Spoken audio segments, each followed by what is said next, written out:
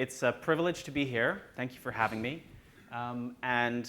So when I got asked to do a talk at this conference, and I got told I had to follow on from Teresa Regley, I had to up my game. So hopefully this will be a really entertaining session. So what I want to talk to you about today is change. Now, change is something that can either happen to you, or you can actually be an instrument of change. And digital asset management, if you go back a few years ago, used to be something that you were venturing out and you thought, okay, I'm going to do this for a couple of years, and then it's going to be done, and then I'm going to go on to my next challenge. For all of you starting out, that's not how this works. A very enlightened product owner at a big company said to me when he started out a few years ago, I know that my digital asset management journey, if I want, could be a job for life, if I wanted to. So how do you look at that journey? How do you prepare for change? What are some of the things that can happen to you along the way that might change your course, that might cause you to take one fork or another? So digital asset management is a journey, not a destination, and hopefully it can be a nice journey. So I love the word stuff. It's all very encompassing. And we deal with a lot of stuff day to day.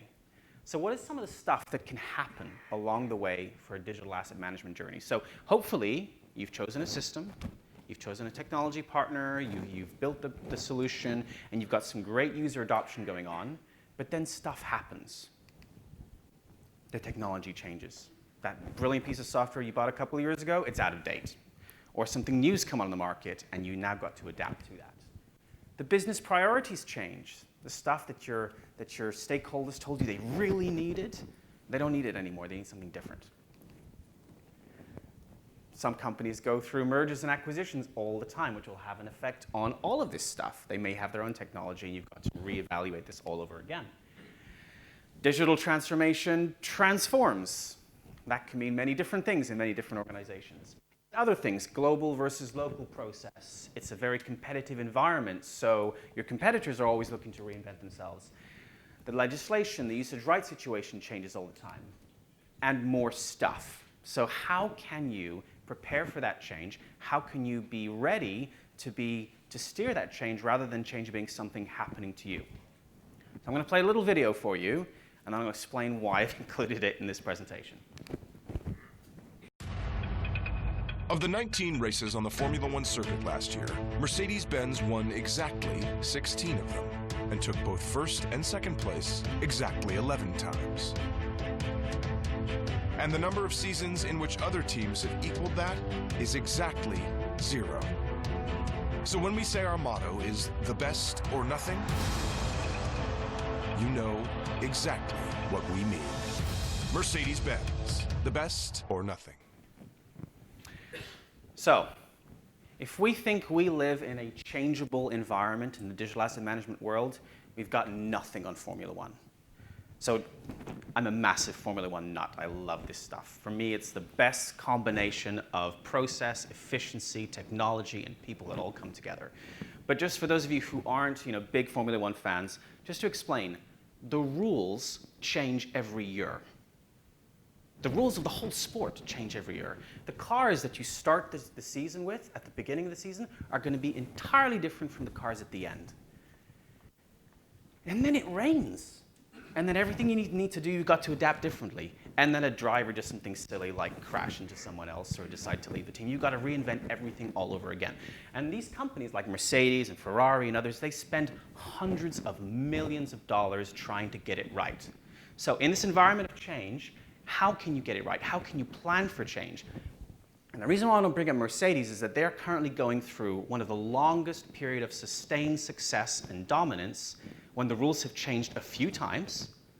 And how have they done that? Because if you're successful and you're planning for change, the rewards are immense. And you can sustain them over a very long time. So I've got 5 tips for you on how you can plan for change in a digital asset management context. Number 1, long-term focus.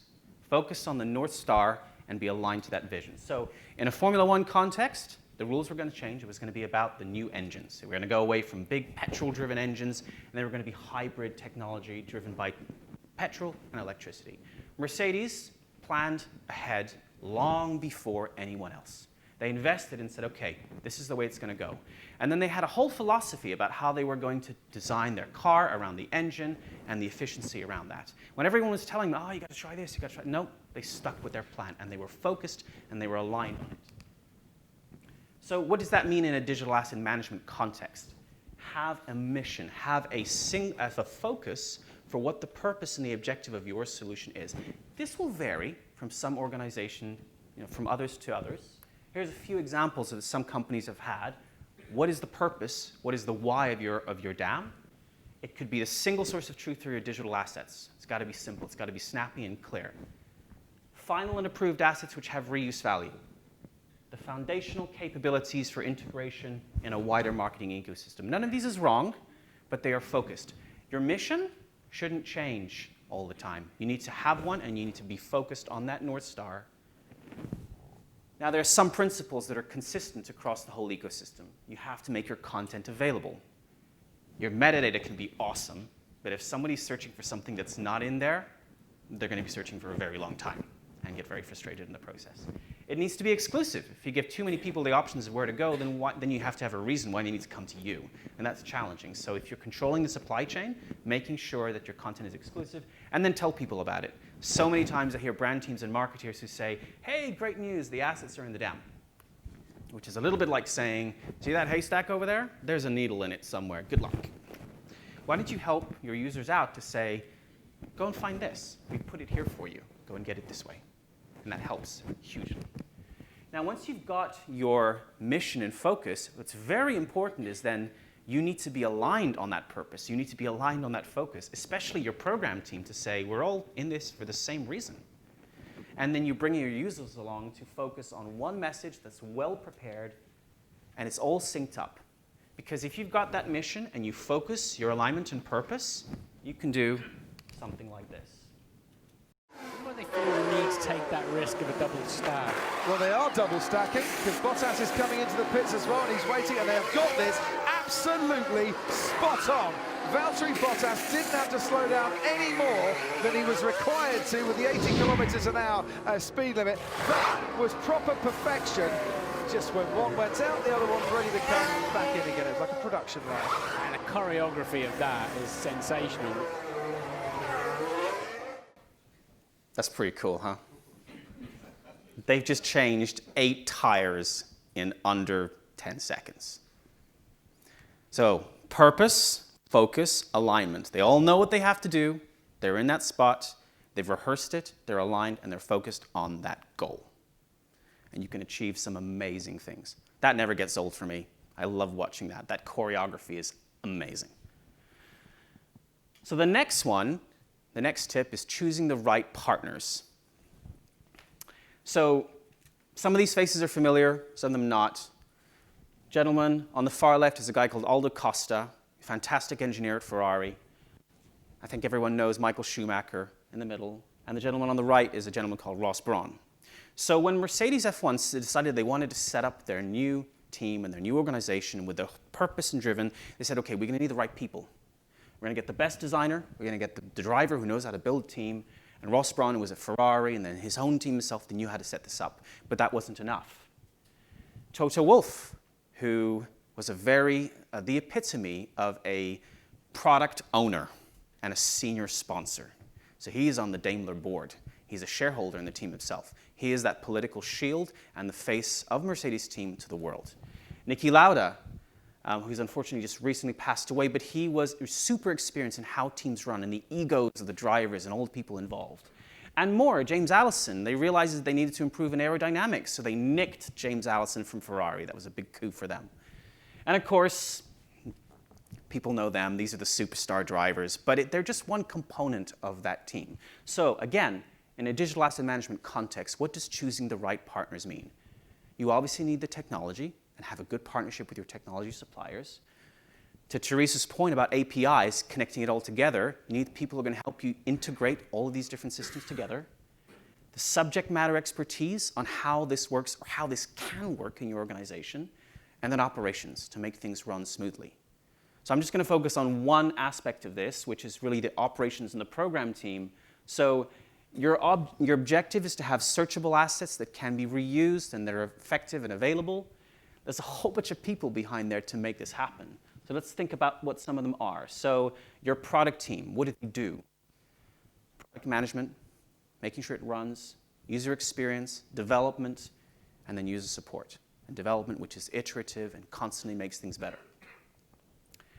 Your migration team, or your metadata and rights management.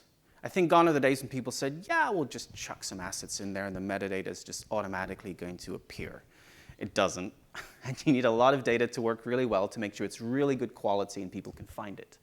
So migration plan, collection, quality control, rights management, make sure you can use your content with trust and to have people who know how to vet that trust and make sure it flows through correctly. Your program management, making sure you're coordinating so you can change 8 tires in 10 seconds. Project manage that. Really, so make sure you're accountable to deadlines, you know who's be doing what, you're addressing business needs, and you're removing roadblocks out of the way. And then change management and engagement management. This is the heart and soul of a digital asset management solution. How do you explain to people and convince them that this is actually something that's going to help them? Not just on a senior CMO or CEO level, but right the way down to some of the most important people in the organizations who are the juniors, the interns who are actually going to have to use this thing. Why should they care? Is it going to help them do a better job, do something more interesting, leave at 5 o'clock so they can, go home and enjoy their lives? So you need to have that agency relationship management, your training, your communications, and your stakeholder management. So these are just some examples of some of the different teams and partners that you need to put in place to ensure that long-term success. By the way, this is only a fraction of the Mercedes AMG F1 team. And that there is all their championship-winning cars. They have thousands of people who do this. In every race, when Lewis Hamilton or Valtteri Bottas wins a race, one of the first things they do is they thank the team. Because every single person involved in that process is making things better and is contributing aligned to that goal. So choose the right partners, have the right people in place to make this successful. So, things are going well. You've launched your system. Everything's running. Maybe it's running a couple of years. And then something like this happens. Round the outside goes Nico Rosberg into turn 1, ahead of Lewis Hamilton. Then sets in Daniel Ricciardo, and then Sebastian Vettel ahead of Max Verstappen. Good start from Carlos Sainz. He's ahead of Valtteri Bottas. Round turn 3 we go, and it's Nico Rosberg, and Hamilton's onto the grass, and Hamilton's had a massive crash, and he's crashed into his teammate. The two Mercedes come together. That's not good. That's Lewis Hamilton over there with his head in his hands. Now, you guys saw Mercedes are ahead of the field. They designed the best car, the best engine. They had the best team in the operations, and then your drivers do something like that. And you can see in the background, everyone's going past them. And that's a disaster. So what happened after this, Mercedes reviewed a few aspects of their operations. They said, okay, we like our drivers to race, and we do want them to encourage to race, but they said there's a few rules of the road that we got to put in place, right? There's a time and a place for it, because that can never happen again. So reviewing your operations, not just the technology, in a DAM context, is really important. Now, this is the bit that actually I see, even clients that we work with, they don't do very often. Almost everyone reviews the technology solution. You go through a cycle every couple of years. Do we have the best-in-class solution, et cetera? Yes, no, maybe, and let's see if we can improve it. But few people tend to review their ROI model. The case that we made our investment for a few years ago, is it still as valid today as it was a few years ago? Do we need to realign that? Do we need to review it? Do we need to review our operating and support model? Clue is yes, you do.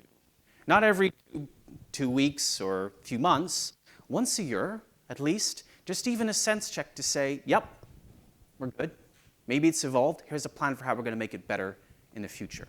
So have a plan, have a roadmap. You expect your vendors to have a roadmap for their technology. Have a plan to review your requirements, your support model, your strategy, your communication and engagement plan, review that. Just check to see that it's still valid and that it's not just the technology, but all of this needs to be reviewed. I'm a big Hamilton fan, so I couldn't resist sneaking this one in there. But if you do your operations really, really well, in their context, they can win multiple times. So, next one. Don't reinvent the wheel. So that, on the left, is a steering wheel from Formula One in the 1950s, and that's a steering wheel from a Formula One car today. Now, just to be clear, in Formula One, they didn't reinvent the wheel. That didn't happen overnight.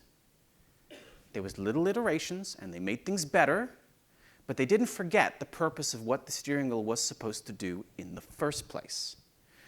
They said, okay, we've got to be able to steer it, we've got to be able to do this, and then as more things needed to be done with the steering wheel, they improved it and they made it better. So it's not reinventing it from scratch, they just improved it. So again, in a DAM context, plan for change, don't reinvent the wheel, and again, so many organizations, when they capture their requirements and 2 or 3 years down the line they need to review it, they say, okay, we've got to start from scratch, capture our requirements all over again. The requirements that you captured, the processes that you defined years ago in your first iteration of DAM, are really, really useful. Don't lose them. The requirements need to be reviewed to understand what is still relevant, what needs to be changed, and don't only focus on the current pain points or the gaps, or you'll end up moving sideways or backwards. So you're looking at new requirements, you're looking at, no matter whether it's technology, the operations, etc., and front of mind is going to be your pain point that you've got to address. And you jump on the first solution, being service supplier or technology or business plan that happens to address that need. 3 months into implementation, you realize, oh, damn, we've gone backwards on everywhere else. So you need to make sure you don't lose your stuff and you are iterating and improving on everything. You're building on the knowledge that you've accumulated over the years to make things better. And again, so many organizations don't do this or could do this better. And the best organizations who have built iterative solutions to improve things over the years are constantly building on the knowledge of what's come before to make things better. Otherwise, the wheels literally come off your plan. That's a pretty scary thing, right? Driving a Formula One car with 3 wheels. So finally, the power of a brand. You guys all know what that is. You recognize that. But it's the definition of what a brand means for you and your organization. Now, what I'm suggesting here is something a little bit different. You have brand assets within your solution. What I'm suggesting is brand your solution. Brand the platform or the practice of digital asset management in the organization. Before you take pictures, by the way, these are all trademarks and copyright. You can take a picture, but they're in use. So I won't say who they're for. But again, look, so many companies have decided to brand their solution because your users, frankly, don't care whether the DAM is powered by software vendor ABC. You, as the program owner, may care. Honestly, your users really, really don't. Is it going to make their jobs better, more efficient? Does it make sense in their lives? So, especially for brand companies and product companies, the power of a brand is such an important thing. So brand your solution. And then when you're changing your platform or improving things or upgrading or whatever it is, you're positioning it as 2.0 or versions. So some companies have, done a little square to say, hey, we're making things better. You can change lots of things in the background, you can change your process, but it's the brand and it's the practice of your solution that matters. And then brand recognition becomes a thing. People start to remember this. It starts to become, really kind of synonymous with what they need to do. Of course, the beauty of it then is if your old asset management system is not performing well, you can change your brand, which is pretty cool, because you can disconnect from the old and put it in the new. And I'm just going to give one example. It goes beyond just the name of the solution. So like, for example, a little simple hack that we have helped some of our clients with is when they're looking for a way to communicate collections of assets inside their DAM. And they're saying, okay, I can give people a link, or I can tell them what to search for, etc. So simple solution that we helped them with was, why don't you just put a few texts, a few words all stuck together, stick a hashtag in front of it, and say search for that. Now, this is cheating because it doesn't actually do anything differently from searching stuff. But you talk to most people and say, do you know what a hashtag is? Yeah, hashtag damn. Maybe not, something different. But if you search for that piece, it's the brand of that hashtag that they'll remember. Oh, I know what a hashtag is for. Yeah, cool, easy. Hashtag campaign summer 2019. And you're tagging the right assets with that, and that's not difficult for people to get their heads around. So a hashtag has now become ubiquitous, but it's the name and it's the brand that comes with that people are going to remember. So brand your solutions and build on the power of that brand. Make things better, evolve them, change them. And it's not the technology, it's the practice of how this works. So again, the power of the brand. Again, so Mercedes, prior to Formula One, was really well known for things like comfort and sophistication, long distance. It was speed, performance, a bit. But then they used the power of that brand to kind of augment their brand. So here's an advert from a little while back.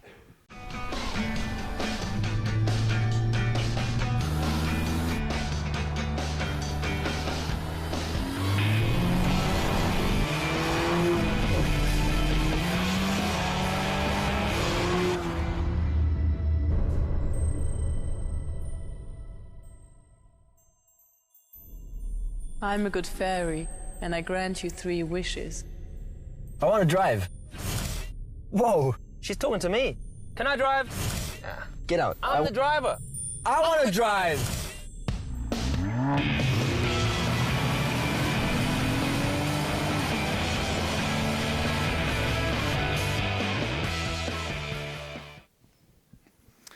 So that's associated now with speed, performance, and it's their brand.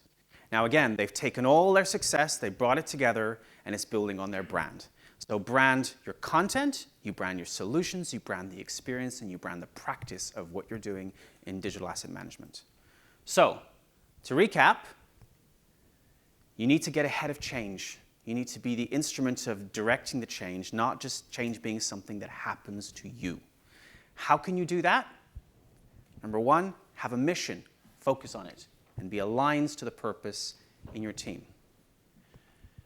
Number 2, choose the right partners. Make sure you have the right partners and the team around you to make this work. Number 3 is review your operations. I'm going to remember these wrong now in a second, aren't I? And brand as well. But again, these are key components that you guys need to remember along your journey. So thank you very much for having me. I hope this was useful and helpful. And if you do these things, then it'll really help you along the way so that your DAM practice is not just successful for a year or 2, but a long term. 5, 10 years from now, you've evolved it and improved it over time. Thank you very much. Thank you, Victor.